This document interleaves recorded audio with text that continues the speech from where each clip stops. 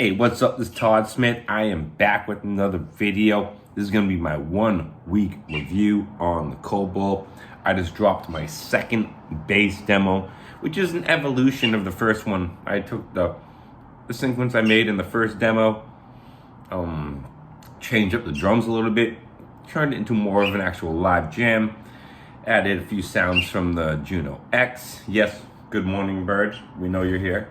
And added a second bass sequence that was a little faster, more EBM, industrial driven, and that ended up being the second sound demo for this machine. I do plan on doing some new sound demos very soon that don't touch on like fast bass, maybe see what other sounds we can get from this, even though I do think fast envelope snappy bass is just, this machine's a go-to for something like that, because not only does it sound so good, it's very easy and fast to develop those sounds on this machine. This machine is, just like I said in my initial video, very simple, very much like, you know, like how a 101 doesn't have a lot to it, but it sounds good, you know, but it has enough there to give you some variance. That's what this is. You know, there's not a whole lot here, but what you have here can give you some good variance and sounds great. So it's very simple and sounds amazing. I started patching, mainly patching in noise to various sections to kind of grit it up a little bit more for the second video. Because there was some people who said it sounded like, one comment said it sounded like DCOs, it sounds a little too clean. And with my first video, there was absolutely no effects, no audio processing. Again, with the second video, that stands true in terms of the KOBOL. Really the instruments overall, the digital Juno and Roland 707, they had effects on their tracks because they're digital, so they come with effects. But I did not add anything in terms of effects or EQ or post audio processing at all for the KOBOL on that live jam. So that both those videos you've seen in terms of the bass with this are 100% raw, 100% untouched, unfiltered. So it gives you a good idea of what you could get the KOBOL to sound like at home yourself with no added effects and no processing. A few people asked how I did the live jams. As most people know, 707 triggers all that stuff. And this is very great with MIDI. I had no issues. I did have that issue because of the MIDI wire. I was getting some freezes. Once I've swapped that out, and I've had absolutely no issues with this machine at all. The more and more I use it, I really love how they have 7 waveforms to choose from within the oscillator section for each oscillator.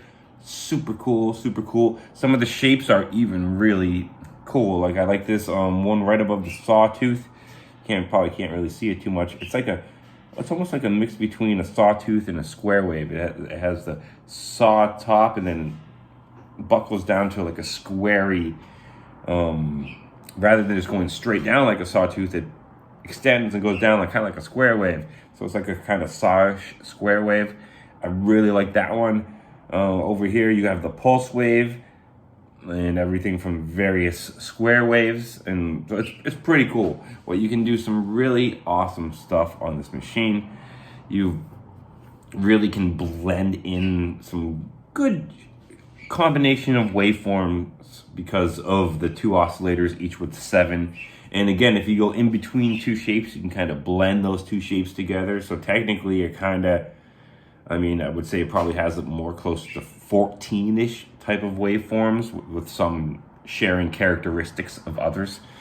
So yeah, there's a lot here for the price. I've done a little, again, I've just started experimenting with routing wires, which this section is pretty cool because it allows you to patch stuff into here and then kind of control the percentage and the rate and like what's being sent back out. So like your noise isn't just 100% here. You can kind of come here and kind of play with different settings. And if you just patch your noise directly into your, let's say your resonance, your noise will be unfiltered, just 100% affecting it, no real way to affect the variance of that effect. This section over here allows you to bring in 2 inputs into it and then split out 2 outputs and then kind of decide how much of this affect, how much noise, how much various things you want affecting the synth. So it gives you, it's almost like it's really cool. It allows you to control the internal modulations a little bit.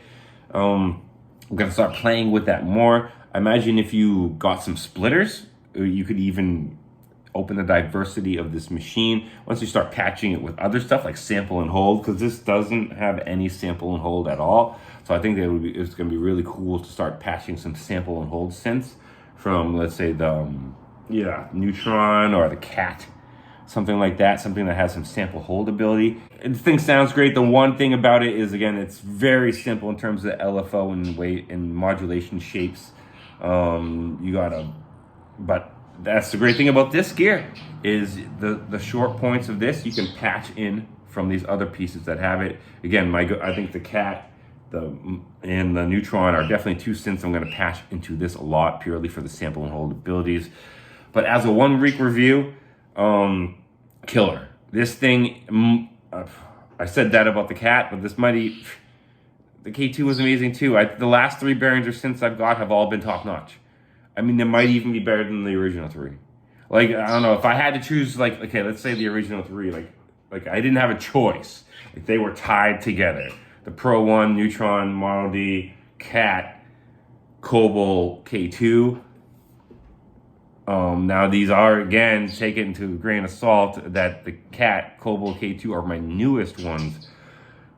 But I think even as time goes on, there's a good chance that those 3 would be the ones I choose, because I think they have more individual characteristics that are quick to dial into. I love all these other 3 though. I mean, so don't take that me saying these aren't worth it. But these last 3 I got are all bangers. They're all insanely good. Insanely good. They all have very different characteristics out the gate. They all offer something very different, in my opinion. So I'm very happy with the KOBOL and my last 2 Behringer purchases. Definitely expect to see more videos on the KOBOL and all the other pieces I own in terms of Behringer. I will be focusing a little bit on the K2 and Cat these next few weeks because they're the newest ones. But definitely expect to see all of them showcased in terms of comparison and stuff like that in the future. So again, if you're expecting it, if you're waiting on it, which many people are, I think are going to be getting it over the next month or so, dude, congratulations for owning a great synth, an absolutely killer synth. If it's something that you've been thinking about, feel free to check the videos, the demos. I would say my latest demo is probably the one worth checking out because it's kind of an evolution of my first one. God, bro, you are just chirpy nerpy. He won't even let me touch him though. He's all over the place right now. He is ecstatic. Sorry about the bird. Early morning episode. Whenever I do that, honestly, there's going to be a little birdie chirping in the background. It's just what he does, and I let him be him. I mean, he's got to be natural. I got to let him be free. He's very rarely caged. He only goes in the cage once a week, maybe for a little bit. Like most of the time, he's out. He's pretty free rein, and I don't restrict him. Gotta let him be him and let him be natural, right? So, yes, KOBOL is human approved, birdie approved, and as always, stay positive, stay creative, support each other, and peace.